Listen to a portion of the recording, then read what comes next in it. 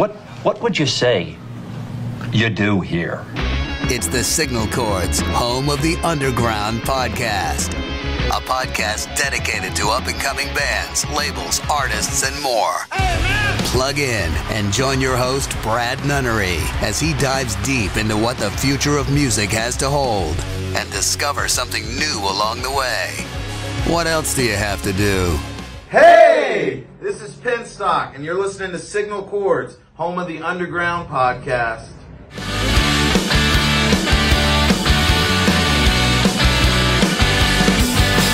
How can I break the news to you? Not a choice, I'm choosing you. Got a voice I'm losing from trying to break through to you. Not a voice I'm raising, no, only on the stereo. If you catch me staring or glaring, goddamn you glow. I need to grow up, gotta get off my ass. I ought to call her. Don't let the moment pass, no longer stalling. Glad I got up to go, 'cause I already know. Losing you feel like I'm going backwards, going backwards. Don't want to feel like I'm backwards, not going backwards.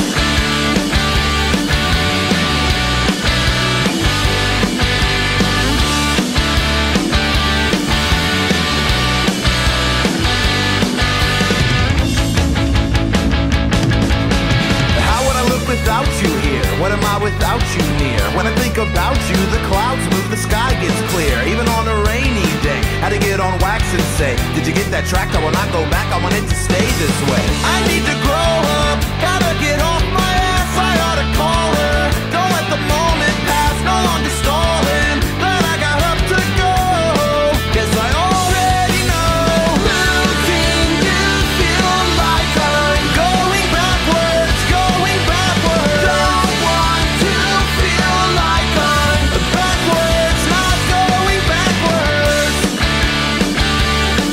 That's the latest song and music video from our friends in Penstock. It's called Going Backwards. Many thanks to the band for recording that promo for us. Really do appreciate it, guys. Now, the band is very hard at work on their new EP set to drop in the summertime on Wiretap Records. Looking out for that one because I've been a huge fan of this band for quite some time now. But if you want to find out more about the band, you can visit them on any social media platform at Penstock Band.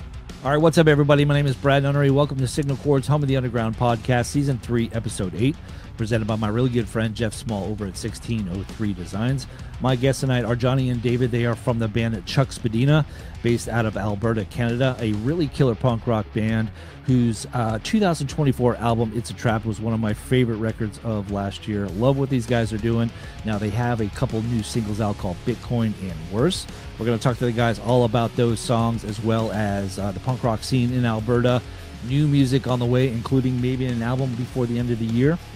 And who the hell exactly is Chuck Spadina? I want to find out. You'll find out here on this episode. But right now, let's get into their song For Worse. And it's on Signal Chords, home of the Underground podcast.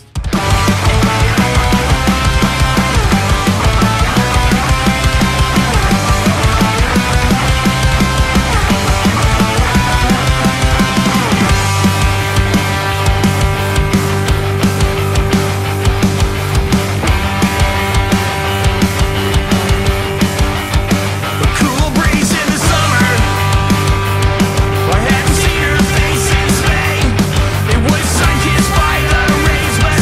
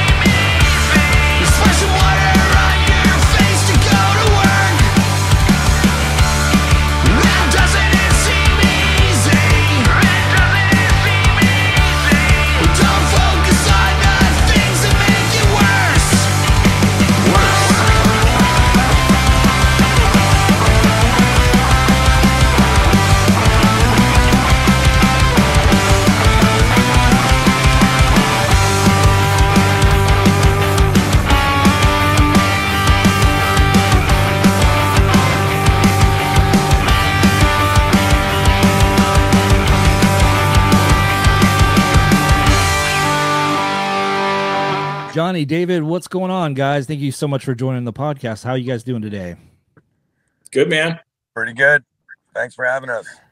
Yeah, absolutely. You know what? I've been following you guys for quite a while now. I think the first song I heard from you is "I Want to Go to LA." I think that was the first song back in what 2022-ish, 21. Was that the start of Chuck Spadina, should I say? Yeah, man, that was the one that kind of kicked it off. That was album one, and then we kind of had that. You know, we finished in the studio doing the record, and we're like trying to, as a group, trying to go like, oh, geez, you know, what one do we go with for the single here? What's gonna give us the best momentum? And our buddy Mike at the time just said like how much he just like that song just gets me, man. I love that song, you know. Roll, and he kind of said we should roll with that one, so that's what we did. Yeah, I mean, it's a perfect song, and it's one of those where it grabs you because it reminds me so much of that, you know, that 90s skate punk kind of stuff. And it's just, I just love that, you know, that genre. And I think the three of us are around the same age, you know, so we can appreciate that style of music. And I'm glad that's, you know, bands like yours are still making it and doing it and, you know, keeping it modern and all that kind of stuff. And I was just like, all right, I'm hooked. As soon as I heard that song, I'm like, I'm hooked. All right, what's next for these guys? And we're going to talk about It's a Trap, and we're going to talk about your new song Worse. But I want to start off with, and I don't normally ask bands what their band name is from or what, because I think it's a cheesy question, but I think it's an imperative question in regards to this, because when I was doing research for your band, and I think I went on Google or something, I did Chuck Spadina, right? And all I could see is pictures of Keanu Reeves. And I'm like, no, I'm trying to find the band. I'm trying to find the band Chuck Spadina. I'm trying to, you know, and I'm like trying to figure out, like, why do they keep seeing Keanu Reeves? So I think, so this it's been happening for the past few days, and I'm like, all right. And I just never really dug deep into it. And then right before this podcast, I look into it, and apparently, and I don't know if it's why you named your band Chuck Spadina, but it's Keanu Reeves' stage name that he wanted to have when he moved out to LA. Is that why you call you guys yourselves Chuck Spadina? Yeah, if it was good enough to be like a backup name for Keanu Reeves, it's good enough to be the name of our punk band for sure. So and I don't know, like the Keanu thing. I mean, Keanu's a good Canadian as well, and I've been a huge Keanu Reeves fan ever since I was a kid. So like, I don't know, like me and my buddy Jeff, when we were kids, we just watch Bill and Ted's Excellent Adventure like over and over again. And then Bogus Journey came out, and we were really into Bill and Ted's Bogus Journey. But the big thing with Rufus, obviously in the movies, played by George Carlin, and I'm a big Carlin fan too. And that underlying message about just being excellent to each other, or whatever else. That was kind of like the good punk band motto, and good name for a band, you know. So that's the genesis. No, that's so funny, because originally I thought it was going to be like it was the name of somebody in your band, but I'm like, well, no, that's not really, you know, punk bands don't really name them, the band after themselves, right? Those are for pop artists and all that kind of stuff. So I'm like, all right, there has to be some kind of connection here. But when I was so happily and pleased to know that it had ties to Keanu Reeves, I was like, oh, hell yeah, because I am too, just as much as of a Keanu Reeves fan as you are too. You know, Point Break is one of my favorite movies of all time. And the John Wick, I just started getting into John Wick stuff, and it's funny because he's such a good guy and a nice guy, and sometimes like I don't know if he's the greatest actor in the world, but he's fun to watch on screen. I should say that, you know what I mean? Like he's not winning Oscars and stuff, kind of a deal. He's just there, and he's very humble and really cool person, it seems like. And I've been following his career as well too, so I love everything he does, and that was so cool to see that you guys named your band that. That's awesome. So good to see that we can clear that up. Yeah, you bet. All right, so we played your new song Worse at the intro of this song. Let's talk about this song. And I know that you guys are working on a new album that's coming out this year. We're going to talk about that, but let's talk about Worse and what it's all about, and all that good stuff. Yeah, so I don't know, man, just another, like fumbling along on the acoustic in my garage in my living room, and trying to come up with lyrics that fit with different riffs and things. And just I got some good buddies and stuff like that struggle with things and have a hard time, and and how life can kind of get you down from time to time or whatever else. And it's just like the idea behind it was just like like all these kind of melancholy things that you have in your regular day-to-day life, and sometimes that's the good stuff to focus on and try to let all the there's so much chaos out there right now to kind of try to ignore a bit of the chaos and don't focus on the things that make it worse.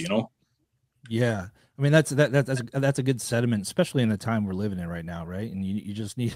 It seems like everybody's hitting the panic button on anything. Like you go to social media and it's like, oh, it's war, it's all this. It's like, Canadian's not a country. like Jesus Christ, dude. You know what I mean? Like I just want to be on social media and not be distracted by, political bullshit or any of that kind of stuff. I just want to see stupid dog videos and monkeys eating their own shit. You know what I mean? I don't want to see, I don't want to see, fucking Trump or whatever it is, you know what I mean? And and having songs like this, I think it's therapeutic, you know what I mean? I think it's one of those things where you need to have those songs to just kind of it's therapy, right? And if it's in the lyrics, if it's in the riff, it's in the song. And I think you guys really nailed it with this, and I think it's well produced, and I love the riffs in this song. And I love how you do the one riff and then you switch it up in some of your songs. You switch it up a lot, and you can't.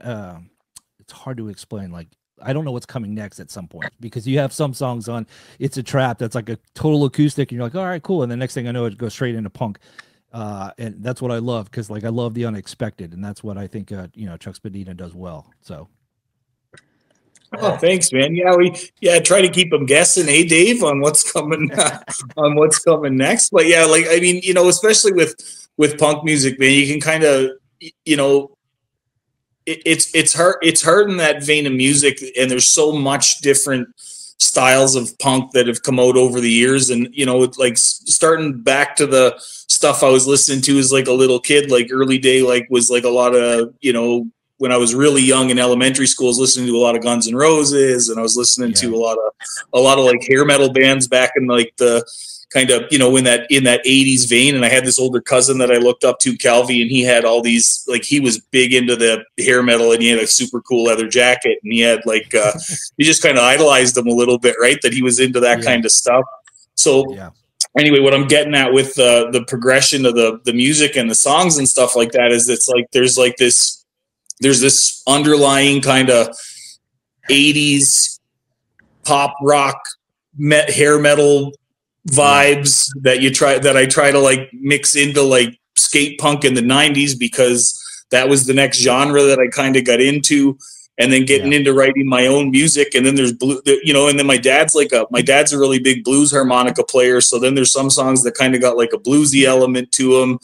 And when we get together as a band, Dave and our drummer Jeff too, they both come from like into metal and into alternative rock and into a lot of 90s alternative and 80s hair metal and stuff too. And then you put all that recipe together, and that's what you kind of get from us, is you get a little, if you're listening to a Chuck record, we kind of hope it brings you a little, different elements of everything, Yeah, it's exactly what I thought. Because I'm like you. I was in the hair metal, but I was in the hip hop when I was like growing up, like the Run DMCs, Beastie Boys, NWA, and all that kind of stuff. And then I got to the tail end of the '80s hair metal, and I like Def Leppard and Queensryche back in the day. But and then then the punk scene came in high school, and it was just like, okay, it's all over with. And I was into the mainstream stuff, but when I went into the Navy, I had a friend of mine who was into like Black Flag and the Descendants and all that kind of stuff. He's like, oh, you like the Offspring? Well, check out this. And then I got addicted, right? So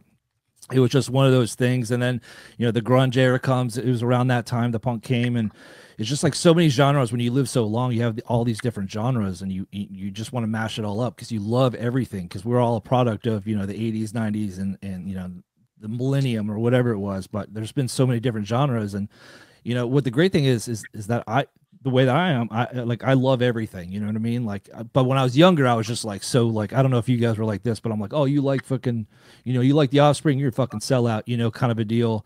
I was that arrogant prick, back then, I thought music was pure, and it's not mine, it's not yours, it's mine. But being older, I totally like, I'm open. I'm an open book to a lot of different genres, and I just think that comes with time. You know what I mean? It's a huge thing with the with a lot of the newer stuff that's coming out. And you said how much you like hip hop and stuff. Like, I'm a fucking love the Descendants, but on the hip hop side, the Co-Defendants I've been listening to. I meant to say Co-Defendants. I've been listening to a ton of Co-Defendants lately, and the stuff that those guys are putting out, where they have like there's this no effects element, but a ska element, and then the hip hop element kind of all brought in with those different genres, and the mashup that they're getting out of some of that stuff is just the collaborations that they're getting stuff out of it is just it's super good. But I love that kind of stuff, you know. Yeah, I mean, you got to keep it fresh, and you know, you got to kind of figure out ways, I guess, kind of find ways to, you know, take those those bands and those, you know, the history of those bands and the history of those songs, and implement it into your work, and try to make it, you know, sound fresh, and, you know, just, but it's an homage, you know, to that sound. And I think you guys do that really well. And, you know, when I hear you guys, I hear that No Effects, I hear the Grabbers, I hear, you know, 30 Foot Fall, you know, like those type of bands. I don't know if you know who 30 Foot Fall is, but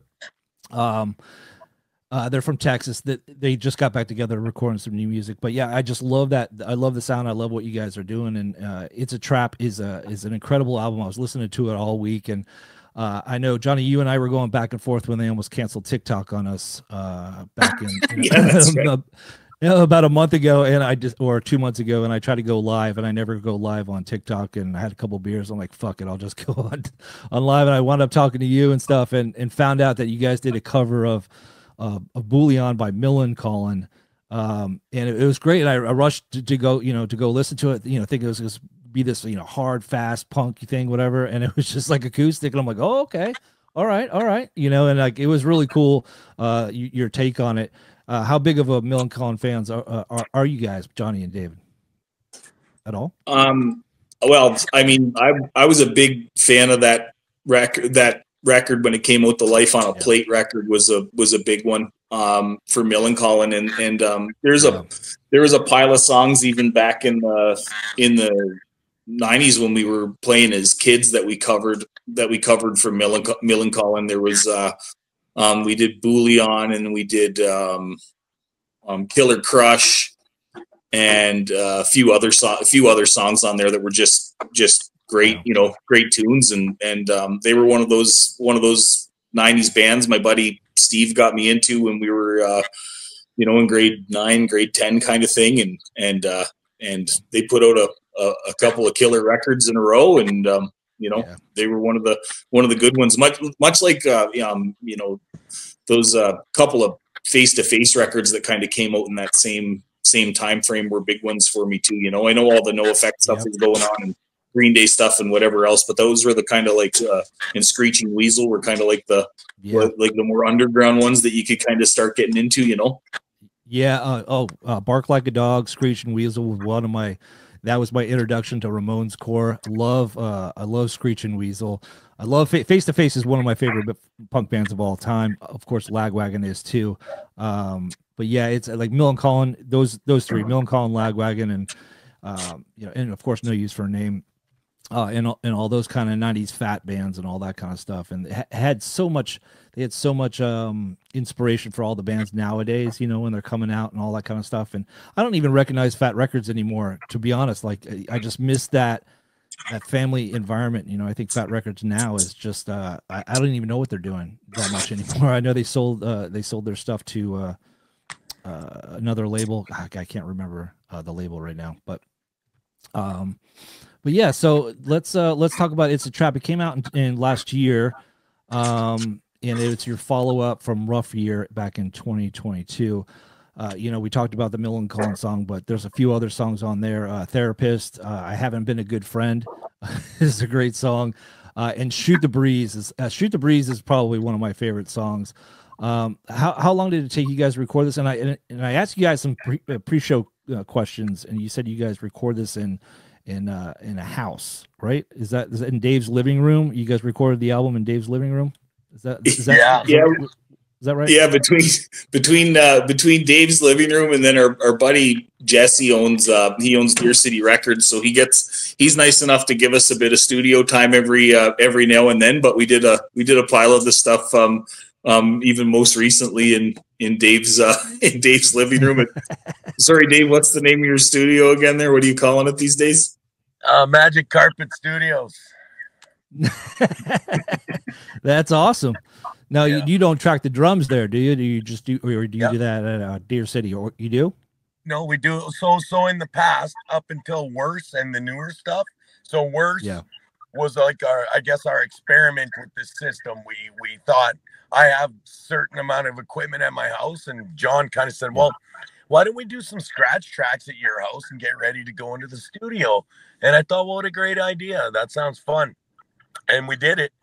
And it went way further than we thought. And we got it to a point on our own with some advice with some good friends and some YouTube and whatnot along the way.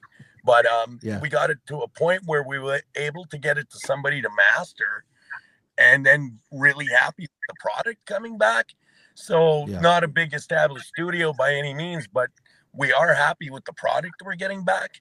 So Bitcoin is our next song. I'm not trying to jump ahead, but that's the next release, and we recorded that at our home studio as well. So we're enjoying it. Just get a spark of creativity. You know, John thinks of something and wants to come in and drop some tracks. Like, it's really that simple. So we're enjoying that part of it for sure. Yeah, and it's much easier, and probably it's a lot easier on your wallet, right? You don't have to pay for the studio time, and you guys, I mean, with technology today, like those days of spending, $250 an hour, $500 an hour to be in the studio is just ridiculous nowadays. You know what I mean? Like everybody can just record, at their house pretty much for the most part. It's amazing. We're definitely not paying the mortgages or anything on punk rock yet, Brad. I mean, it sure would be nice someday if we could do that. But the economics of being able to kind of do it in a cheaper format is definitely a super attractive part of the whole process. And the other thing too is, like, when it's at Dave's house, it's like when Jeff's running through something on the drums and he really wants to critique one part of it, or he's like, fuck, I really want to do that. I want to try that roll over and over again, or, that break, I want to try to get it a little tighter, or that stop, I want to get it a little tighter. And it's like, he can, when we're doing it in the home studio, you can take 10,000 fucking tries at it if you want, it's not costing anything, right? So, yeah. That's what we like. Like, that's what's really cool is the freedom to just throw. So maybe you would try something that you wouldn't have tried if you're in a studio by the hour, get this done. Well, if you're sitting around like, I wonder if you did it like this, or, hey, let's try this. So that spontaneous stuff is kind of captured.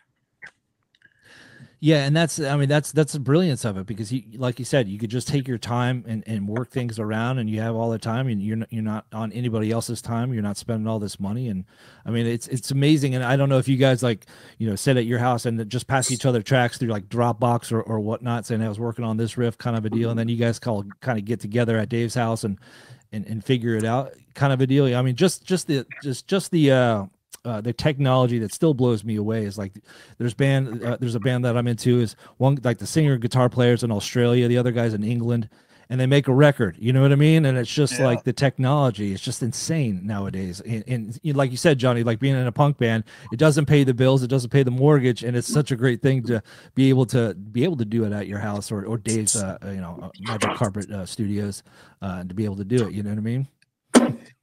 Yeah, it's amazing. We're really enjoying the learning, because like we're not doing the final mix ourselves, but we're tracking it all ourselves.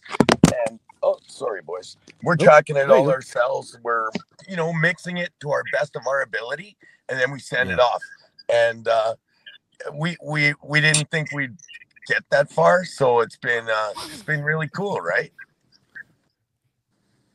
Yeah. And shout out to Joseph from Nova Sound for doing the final mix and master on some of the latest Chuck stuff. He's doing that out of where's he at, Dave? I think he's somewhere down in LA, the guy that we're shipping it off to at the end, eh?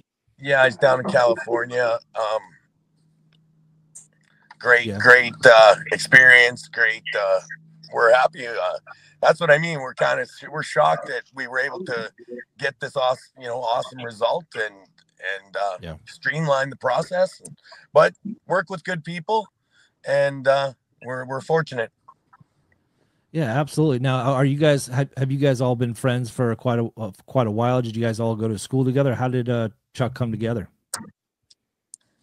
Yeah, well, I met Dave I'm originally from the eastern side of Canada, from Nova Scotia, and I moved out to Alberta when I was just a young 18, 19-year-old kid. And Dave actually lived in the townhouses kind of behind me, and we both had this girl that we mutually knew. And I met up with Dave, and then Dave was like, "Oh, hey, you play music? Do you want to play bass in this heavy metal band, Soul Sick?"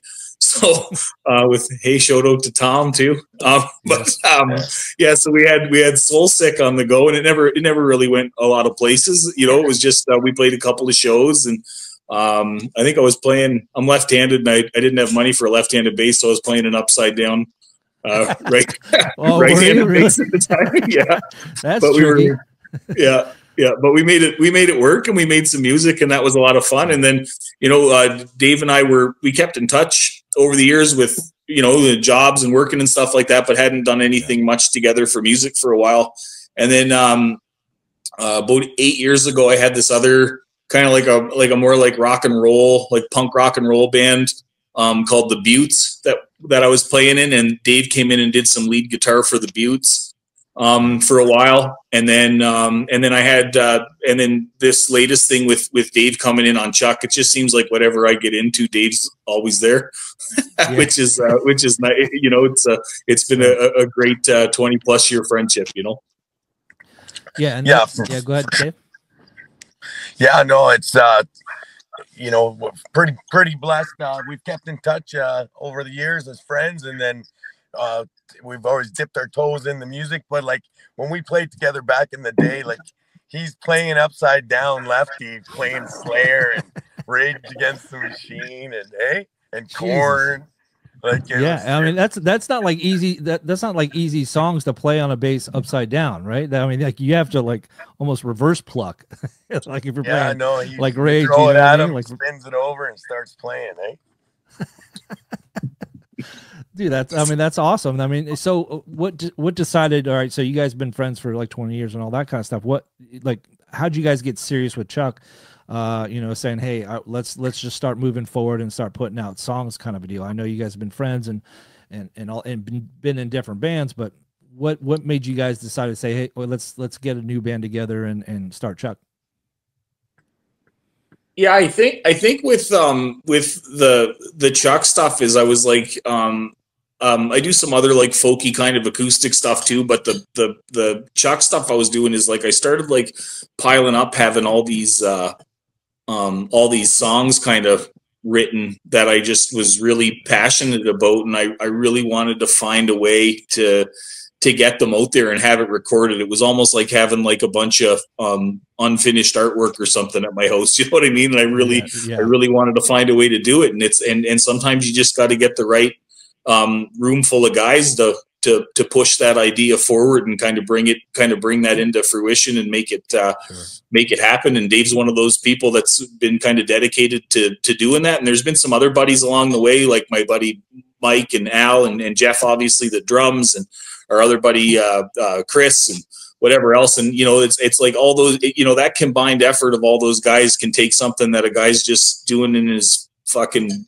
garage for fun, with my acoustic guitar by myself, and take it from that and a notepad into a fully produced song, and then taking it a step further from that to actually going out and making the efforts to try to promote the band and find shows for the band and go out and play live for people and whatever else is just kind of some more added fun on top of it all. And, we get out and we play lots and get to play lots of shows too, which is a ton of fun. I love playing live for people, but it's definitely not anything I could have done on my own. And it's taken a great group of guys to kind of take these silly ideas I have and bring it to life, Yeah, absolutely. And speaking of performing live, and what's the kind of I running this page, I've discovered so many bands from Canada, all parts of Canada, pop punk, melodic punk, hardcore. Like there seems to be, and like I never knew this until I started running this page like 4 years ago, 5 years ago now.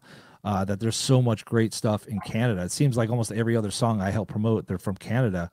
What is the scene like up there in Alberta? And do you guys play out a lot? I know you guys got day jobs and doing all that kind of stuff. How do you guys make that work, with your schedules and all that good stuff? Well, the scene up here is it's amazing. It runs all the way from like Fort McMurray in northern Alberta, all the way down into Edmonton to central Alberta, and then to Calgary, and even Lethbridge has a big punk scene and metal scene and hardcore scene. And there's a ton of great musicians out here, and there's a ton of great bands. One of the bands out of Calgary, Belvedere. Yes, Belvedere's a killer punk band. And I mean, even when I was a kid, when I was 16 on the other side of Canada, as a 16-year-old kid, Belvedere came to our hometown, and I had a punk band when I was 16, and Belvedere let us open for them as 16-year-old kids. So really? I mean, that's awesome. Yeah, and I mean, like taking that all the way forward to now, Steve Rawls, the singer from Belvedere, he's still very involved in the scene, in the industry. And like even Steve, like he put us on the bill in Red Deer recently to get to play with Ignite and Death by Stereo. So I mean, that wow. knowing Steve all that time, all the way back to the mid 90s to now, and him still involved with it. So I mean, it's the scene in Alberta is I don't know, I'd say it's stronger than it's ever been. Dave, I don't know how you feel about it, but we get to meet so many great people and play for so many great people, and there's a lot of people that get out and enjoy live music, not only in central Alberta, but we get into into Calgary, and we get to play at Vern's, or we get to play at Pin Bar. There's always people there enjoying music and getting out and taking it in. So that's kind of what keeps it alive, Yeah, to reiterate, I agree with all that. It's a good scene. Everybody's friendly and inclusive. Like we're not young guys, and like we rub elbows with some young bands, and it's kind of funny because everybody's really inclusive and like, helpful. Oh, you need this. Oh, use my app. Not a lot of like egos. When I was younger and we were taking shots at being in bands, and I've found the vibe to be so different, and now it just seems, it's really inclusive, and I've enjoyed it. Like for me, John is my link to the punk.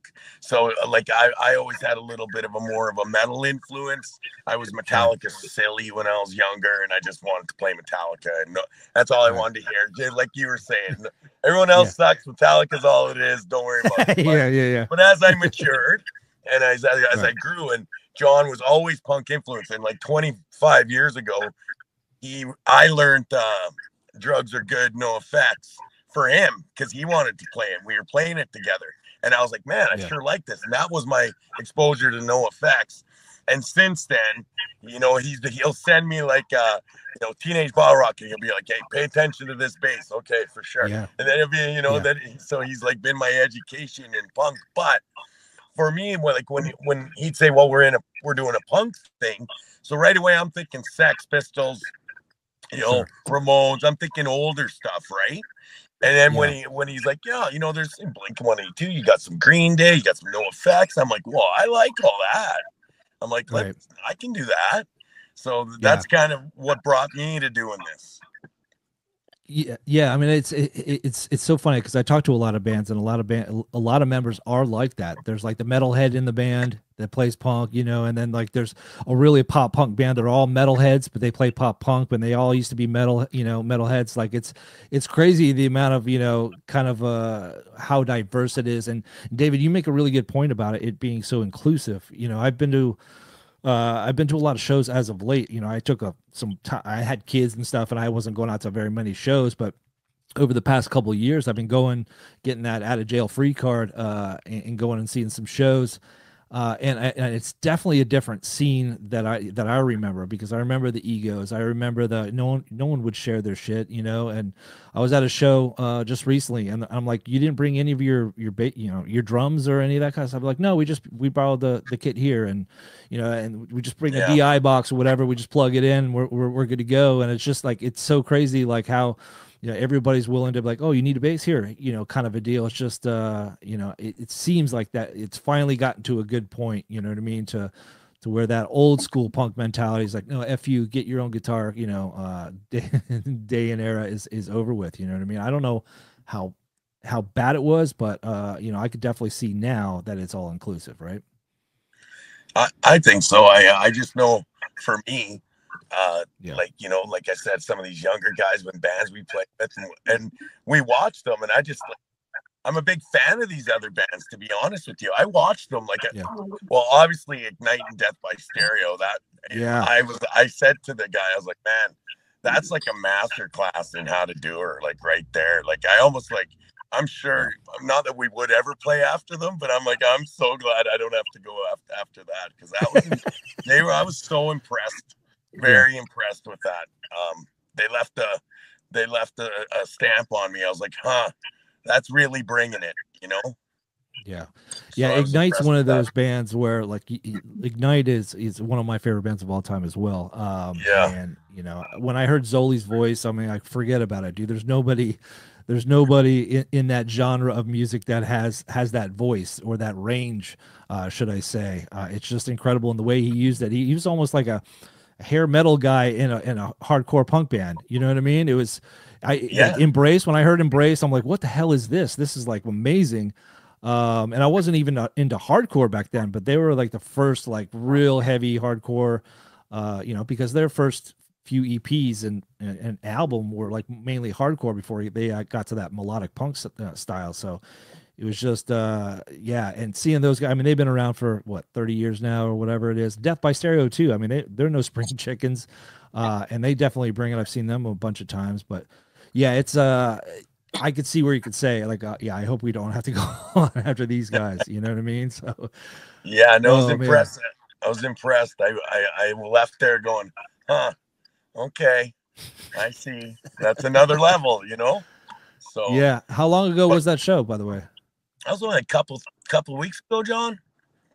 Yeah, week before last, Brad. It was they came to Red Deer of all places, but they were touring Western Canada. So I think Merit Based Booking put the show on, and it went from, I think they were out in Vancouver and then in through Kelowna, and then they came in through Edmonton, Calgary, and Red Deer got the show on a Monday night. Which is the, you know, in a small town. Red Deer's not a huge town, but we still had a great turnout. There was a ton of people there, and a lot of people, you know, there was a good fit, and everybody had a great time, and it was a lot of fun. It was a lot of fun. So we kind of turned a Monday night into a Friday night a little bit and made the best of it, you know. Yeah, you got to. I mean, if it's on a Monday, you're like, just go balls to the wall. Like, screw it, man. Just like play it like it's a Friday or Saturday night, dude. You know what I mean? Even if you're playing in front of like 2 people, man, you're like, what's going on? Thank you so much for coming out. I don't know if you ever seen that meme, but there's like a local band, and there's just one guy in the crowd. Like, I want to thank John for coming out tonight. Because there's like nobody there. It's like hysterical. But yeah, I mean, that's really cool, and it's so great. It's so cool to you know, hear bands that, you know, when they put songs together and finally get to perform them live. I mean, what's that feeling like when you finally, you know, put songs together and go out and perform them live? What's that feeling like for you guys?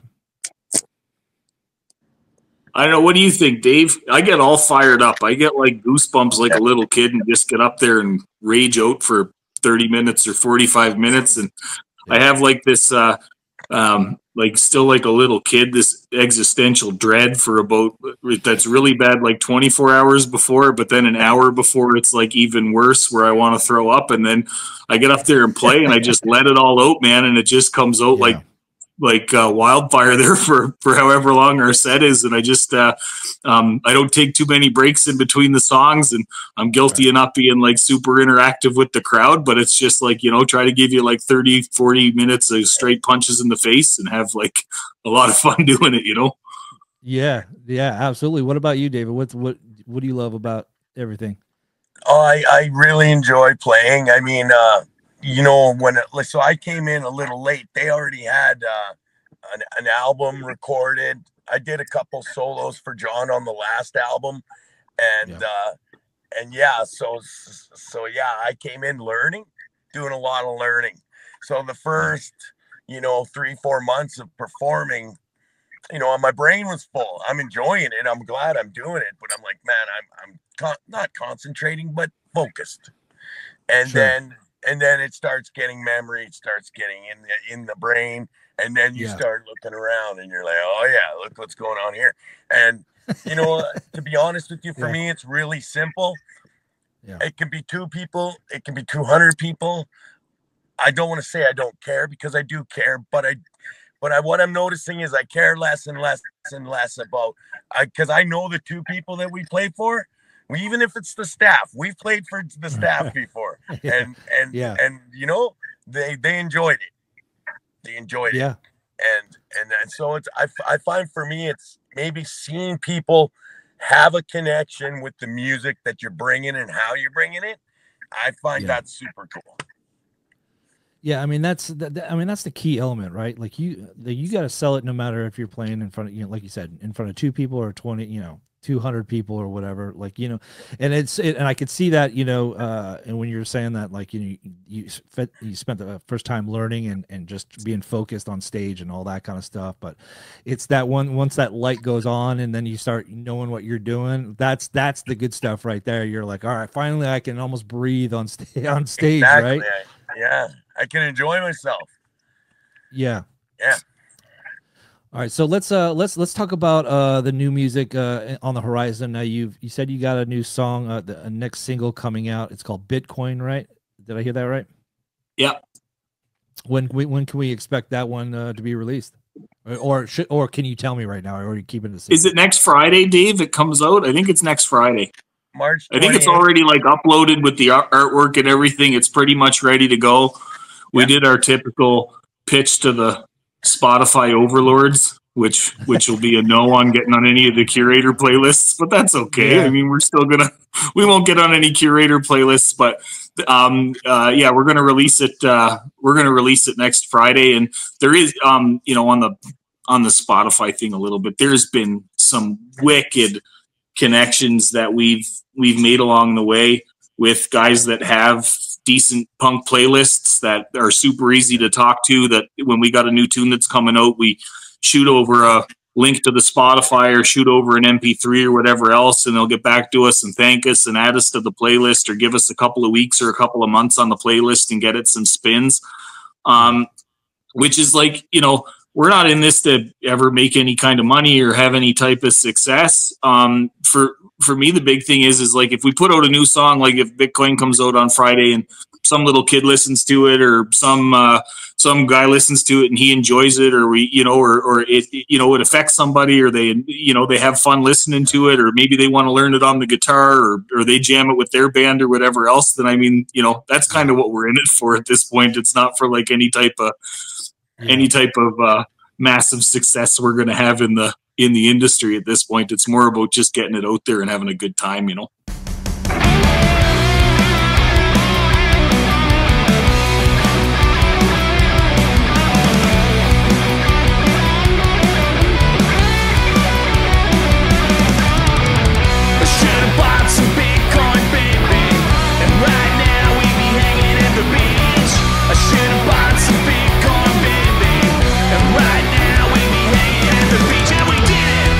Now we're cold. We left out in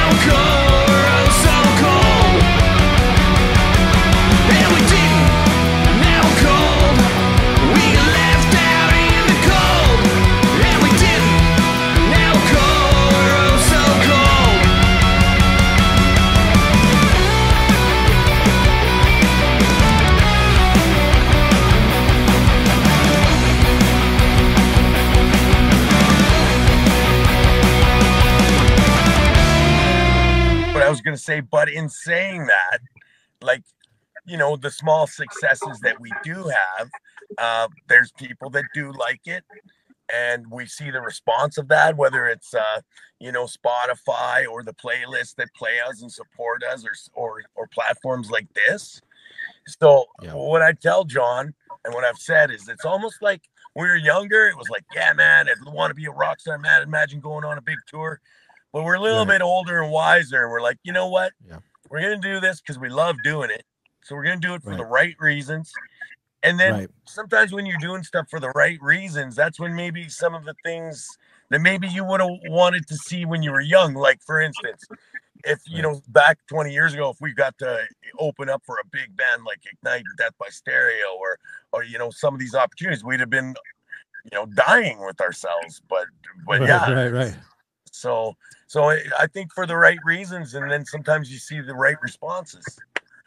Yeah, no, I know it sounds cheesy, but I mean, that's no, not at all, not at all, because you just you hit a spot in my brain there, because you're right, because I'll give you a prime example this week.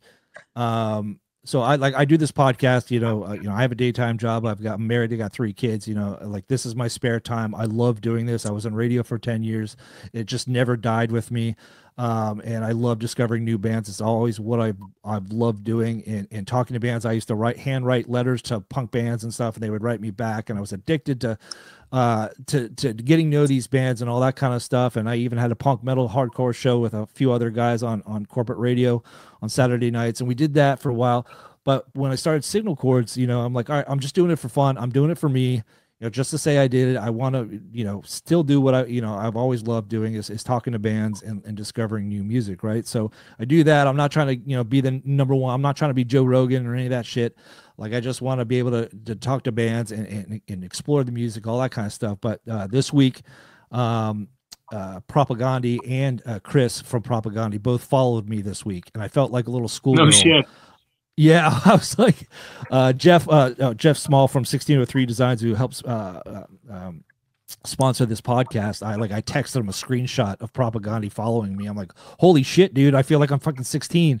Like, it was just the most amazing thing in the world. It's like those little things, right? It's just like, all right, cool. Like, that's really cool that Propagandi's freaking following me. And I look at how many people they're following. They're only following like 2,000 people. And for a band like Propagandi, that's like minuscule. You know what I mean? So I was just like, oh man, that's really, really cool. And you just got to have those moments. You know what I mean? They're so fucking good, man. Like, oh my God. What do you think of the new tune they just put out, that At Peace or whatever? Oh, I mean, everything they do, it's you know, I won't lie. It takes me a while to get into it, because it's so like mathematical, and the way that he sings he sings with like the notes and everything. He doesn't sing with like harmonies. He almost sings to the notes. And it's hard for me to, like, as somebody who loves real melodic stuff, it's harder for me to really, like, firstly get into it. But once I do, and once I get it, like Fidelis Hearse, it's one of my favorite songs by Propagandi. But I love it. As soon as I get it and I understand it and I listen to it more, I love it even more. And it challenges me, right? It's not the same old, you know, 3-chord Ramones kind of stuff. It's like, it's a thinking man's punk rock. And that's what I love about Propagandi. And the new song's amazing, by the way. So that's what I think. Yeah, it's so technical. And I mean, like, you know, we talked about Belvedere earlier too. It's the same kind of thing. It's like super technical punk rock, and it takes you on this whole other journey into the music where it's so much more difficult and so much unlike Chuck Spadina, because we just do the same fucking 3 chords in 3 different places on the guitar over and over and over again. And we're super guilty of that. We do them real fast. Yeah. Yeah, no, I mean, it's good. It's all the types of punk is great. I mean, it's awesome. Every genre, even the real poppy, it all has its place, right? It's all how you're feeling in the day. I might be feeling Propaganda one day, but then I might feel Ramones the next day, because, you know, the Ramones, like Candy, you know, that's like candy punk rock. You know, it's just like, it's super easy, the 3-chord stuff, and you love that and you want to sing along to it. But then there's some days where you just want to, like, put the earphones in and read the lyrics and figure out what the hell he's saying, because you can't really sing along to it unless you, like, read the lyrics or actually listen to songs 20 different times to figure out, you know, exactly what he's doing. You know what I mean? All right, so let's talk about what's next on the horizon for Chuck Spadina. What's going on? You guys are have some shows lined up here that I see. You guys are playing some festivals. That's my jam in the summertime. Is like when another thing that I love doing is being outside listening to music and to get up at a festival and you're playing for a couple hundred people and they're all enjoying the sun and enjoying a beer and having a great time. It's like not that I don't like playing in I'm not like against playing in a club or playing at the local bar. I mean, we do that all the time too, but to actually get on these festivals and get the opportunity to get out and play outside and have that fun and have the dynamics of that, it's I really, really enjoy it. So I said to the guys back in, I think in December, January, I was like, hey, I'm going to throw us in on all these festivals. And I was like, shit, maybe one will get back to us and that'll be really cool. But we were like, fuck, like last month we were batting 1,000. Everybody was getting back to us. Hey, we're going to put you on this one. Hey, we're going to put you on this one. Yeah. So we just got like, I don't know how many we got, Dave. I think we got five or six that we have in between now and July that we get to do. And we get to, be in that element and play outside and, have that and have that fun. So we get to do, we're doing Gator Fest on the 18th in Calgary down at Dickens Pub in Calgary. So that one's indoors, but whatever, that one's a good one. And then we got Alternative Waves in June that we're playing down in Medicine Hat. They haven't announced what headliners are going to be on that one, but I'm thinking that's going to be a pretty great show. And I think that's like a 3-day weekend of all different punk bands for like 3 days at Alt Wave, so that'll be a good one. And then we're playing some kind of burn dance. We're doing a burn dance at some point. Barn dance? A punk rock barn dance? Punk rock burn dance and like a big red barn at some point in June we're going to do. Oh, you gotta bring out the cowboy hats, dude, and like the whole ensemble, dude. That would be awesome. Big old cowboy with big old shit kickers on and everything. That'll be entertaining. And also, what's the one in Fort McMurray? Oh yeah, I think we're doing Right Ranch, and then we're also picked up this one I think in Fort McMurray called Rock the Rails, and that one's got the Flatliners and Chaser. Wow.